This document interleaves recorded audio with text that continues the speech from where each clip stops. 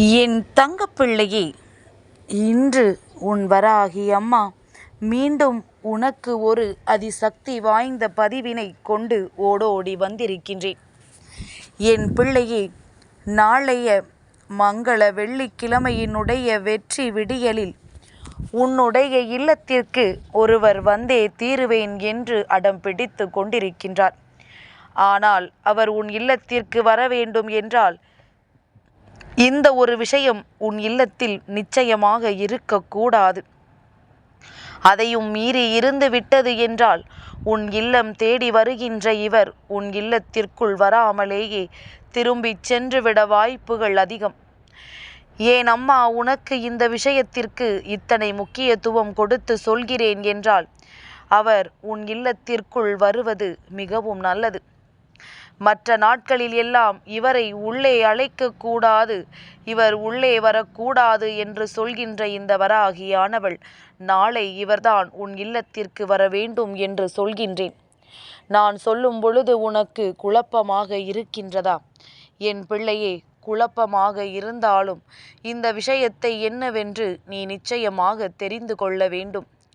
உன் வாழ்க்கையில் உன்னை சுற்றி நடக்கின்ற இந்த விஷயங்களுக்கெல்லாம் தெளிவினை நீ நிச்சயமாக பெற்றுக்கொள்ள வேண்டும். என்ன நடக்கின்றது, எதனால் இந்த வாழ்க்கை இப்படி சென்று கொண்டிருக்கின்றது என்பதனை தெரிந்து கொள்ள வேண்டிய காலகட்டம் நிச்சயமாக வந்துவிட்டது. என் பிள்ளையே, உன் இல்லத்திற்கு வர வேண்டும் என்று நினைக்கின்றவர்கள் உன் இல்லத்தில் ஏதோ ஒரு விஷயத்தை நிச்சயமாக செய்யத்தான் போகின்றார்கள். அவர்கள் செய்ய வருவது நல்ல விஷயம் என்பதனால்தான் இந்த வராகி உனக்கு இந்த செய்தியினை கொண்டு ஓடோடி வந்திருக்கின்றேன். வாழ்க்கை உனக்கு கொடுத்த சில விஷயங்களுக்கு தீர்வு இவர்கள் மூலமாக நிச்சயமாக கிடைக்கும். அதில் எந்த ஒரு மாற்று கருத்தும் கிடையாது. இவர்கள் உன் இல்லத்திற்கு நாளை விடியலில் வருவது என்பது அத்தனை நல்ல விஷயம். ஆனால் எதனால் இவர்களை உள்ளே வரவழைக்க வேண்டும்? அதனால் உனக்கு என்ன லாபம்? இவர்கள் ஏன் உன் இல்லத்திற்கு வர வேண்டும் என்று சொல்கின்றார்கள் என்பதனை பற்றி எல்லாம் அம்மா உனக்கு விளக்கமாக சொல்கின்றேன். என் தங்கமே, அதற்கு முன்பாக இந்த வாழ்க்கையில் நீ சந்தித்த பல விஷயங்களுக்கு உனக்கு தீர்வுகள் எல்லாம் இன்று இரவில் நிச்சயமாக கிடைத்துவிடும். பல நாள் பிரச்சனைகளுக்கு ஒரு நாள்வில் தீர்வு கிடைத்தது என்று சொல்வது போலத்தான் உன்னுடைய வாழ்க்கையிலும் ஒவ்வொரு நாளும் நீ வேண்டி விரும்பி நின்ற பல விஷயங்களுக்கு தீர்வானது உனக்கு இந்த இரவில் நிச்சயமாக கிடைத்துவிடும்.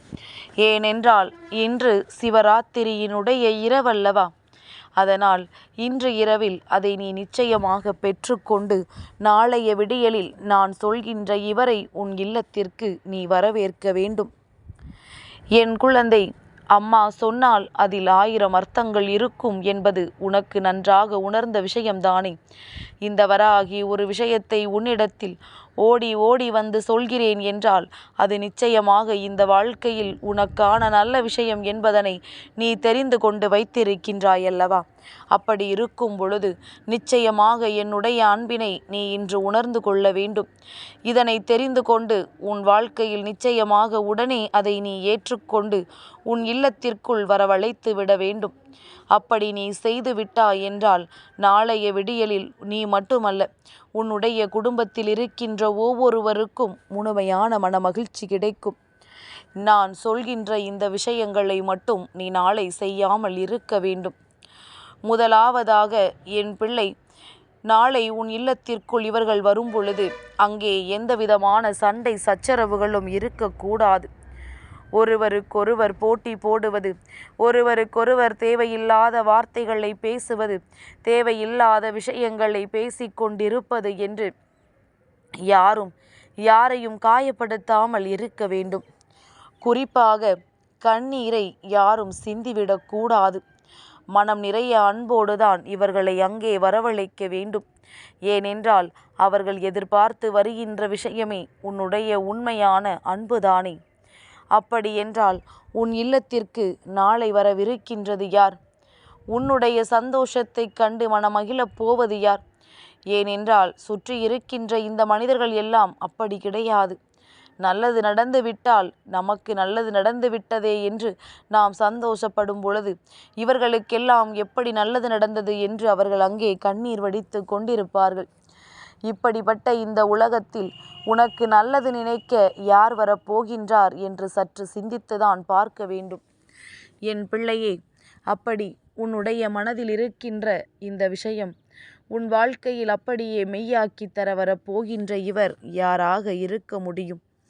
நான் சொன்ன இந்த விஷயத்தோடு முக்கியமான இந்த ஒரு விஷயமும் உன் இல்லத்தில் இருக்கக்கூடாது. என் பிள்ளையே, உன்னுடைய இல்லத்தின் வாசலில் நாளை விடியலில் கோலம் இருக்கக்கூடாது. கோலத்தை கண்டால் இவர்கள் திரும்பச் சென்று விடுவார்கள். அப்படியானால் யார் என்று இப்பொழுது நீ தெரிந்து கொண்டாயல்லவா? என் பிள்ளையே, அதுதான் வேறு யாரும் கிடையாது. உன்னுடைய முன்னோர்கள், உன்னுடைய இல்லத்தில் இறந்து போனவர்களினுடைய ஆத்மாக்கள். இவைதான் நாளைய விடியலில், நாளைய அமாவாசையினுடைய விடியலில் உன் இல்லம் தேடி வரப்போகின்றார்கள். நாளை காலை 4:56 அமாவாசை திதியானது ஆரம்பிக்கின்றது. என் பிள்ளையே, அதனால் இந்த நேரத்தை நீ எதிர்நோக்கி கொண்டிருக்க வேண்டும். நிச்சயமாக உன்னுடைய இல்லம் நோக்கி இந்த ஆத்மாக்கள் வருவதற்கான காரணம், முதலில் இந்த திதியானது அவர்களை தானாகவே உன்னுடைய இல்லம் நோக்கி அழைத்து கொண்டு வந்துவிடும். அது மட்டுமல்லாமல் இந்த வாழ்க்கையில் உனக்கு இருக்கின்ற பல பிரச்சனைகளை அவர்கள் சரி செய்து கொடுக்க வரப்போகின்றார்கள். முதலாவதாக, அவர்களின் இல்லத்தின் வாசலில் கோலம் இல்லை என்றால் மட்டும்தான் அவர்கள் மனதைரியத்தோடும் மனநிறைவோடும் உள்ளே நுழைவார்கள். அதற்கு காரணம் என்ன தெரியுமா? அவர்களின் இல்லத்தின் வாசலில் கோலம் இருந்தால் அவர்கள் இப்பொழுதும் கூட நமக்கென்று இருக்கின்ற இந்த ஒரு நாளில் கூட நம்மை பற்றி யோசிக்காமல் தெய்வத்தை பற்றி யோசித்து கொண்டிருக்கிறார்கள் என்று நினைத்து விடுவார்கள். நினைப்பதோடு மட்டுமல்லாமல் மனம் வேதனையும் அடைந்து விடுவார்கள். அதனால் என் பிள்ளையே, இந்த வாழ்க்கையில் என்ன நடந்தாலும் நீ தெய்வங்களை வரவழைக்க வேண்டிய நேரத்தில் தெய்வங்களை வரவழைக்க வேண்டும். அதே நேரத்தில் இது போன்ற ஆத்மாக்கள் உன் இல்லத்திற்கு வரக்கூடிய நாட்களில் அவர்களுக்கு அதுவாக நீ உன்னுடைய வாழ்க்கையை உருவாக்கி கொடுக்க வேண்டும் என்பதனை நீ புரிந்து கொள்ள வேண்டும். என் தங்கமே, அப்படி இந்த வாழ்க்கையில் உனக்கான விஷயங்களை எல்லாம் சரியாக பெறுவதற்கு இவர்கள் எல்லோருமே உன்னை சுற்றி இருந்து உனக்கு மிக பெரிய உதவிகளை செய்து கொடுத்து கொண்டிருக்கின்றார்கள் என்பதில் எந்த ஒரு மாற்று கருத்தும் கிடையாது. என் தங்கமே, நாளைய விடியலில், அமாவாசையினுடைய வெற்றி விடியலில் சர்வ நிச்சயமாக இவர்களை உன்னுடைய இல்லத்திற்கு அழைத்து அவர்களுக்கு பெரிதாக உன்னால் எதுவுமே செய்ய முடியவில்லை என்றாலும், அவர்களுக்கு உன்னால் எதையும் படைக்க முடியவில்லை என்றாலும், ஒரு சொம்பு நிறைய நீரையாவது அவர்கள் முன்னால் நீ வைக்க வேண்டும். அவர்களுக்கு தீப தூப ஆராதனைகளை காட்ட வேண்டும். இதை செய்தாலே போதும். நிச்சயமாக அவர்களினுடைய அன்பும் அருளும் உனக்கு கிடைத்தே தீரும் என்பதில் எந்த ஒரு மாற்று கருத்தும் கிடையாது. என் பிள்ளைக்கு இந்த வாழ்க்கை தர நினைப்பது எல்லாமும் நீ ஆசைப்பட்ட விஷயங்களாக மட்டுமே இருக்கும் பொழுது, நீ எதிர்பார்த்த இது போன்ற விஷயங்கள் உன் வாழ்க்கைக்கு வந்து சேரும் பொழுது நிச்சயமாக எல்லாம் உனக்கு உடனடியாக கிடைத்துவிடும் என்பதில் எந்த ஒரு மாற்று கருத்தும் கிடையாது. இவர்களின் அன்பும் அருளும் உனக்கு நிச்சயமாக இருக்க வேண்டும். மனிதர்கள் தானே இவர்கள் என்றெல்லாம் எண்ணிக்கொண்டு யாரையும் நீ ஒரு பொழுதும் உதாசீனமாக எண்ணி விடாதே. உனக்கென்று உயிராக இருக்கின்றவர்கள், உனக்கு ஒன்று என்றால் அங்கே துடிக்க கூடியவர்கள் அல்லவா இந்த ஆத்மாக்கள். நிச்சயமாக இந்த பித்ருக்களை நீ சாந்தி அடைய செய்ய வேண்டும் என்றால், அவர்களின் மனதினை ஆறுதல் படுத்தி அவர்களிடத்திலிருந்து அன்பினை நீ பெற்றுக்கொள்ள வேண்டும் என்றால், இதிலிருந்து இந்த வாழ்க்கையில் உனக்கு தேவையான எல்லா விஷயங்களையும் தெரிந்து கொள்ள வேண்டும் என்றால், அவர்களுக்கு உகந்த நாட்களில் அவர்களுக்கு பூஜைகளை செய்து அவர்களின் அன்பையும் அருளையும் நீ பெற்றுக்கொள்ள வேண்டும். நீ அன்று தெய்வங்களை வணங்குவாய் என்றால், நீ ஆத்மாக்களை வணங்குகின்ற நேரத்தில், பூஜை செய்கின்ற நேரத்தில் வாசலில் கோலத்தை அழித்து விடு. அதன் பிறகு மாலை நேரத்தில் தெய்வங்களுக்கு பூஜை செய்யும் பொழுது கோலமிட்டு கொண்டு வந்து அதன் பிறகு நீ பூஜைகளை செய்யலாம்.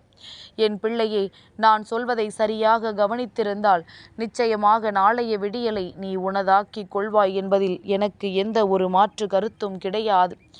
என் தங்கப்பிள்ளைக்கு இந்த வராகி அம்மாவினுடைய ஆசீர்வாதங்கள் எப்பொழுதும் உண்டு.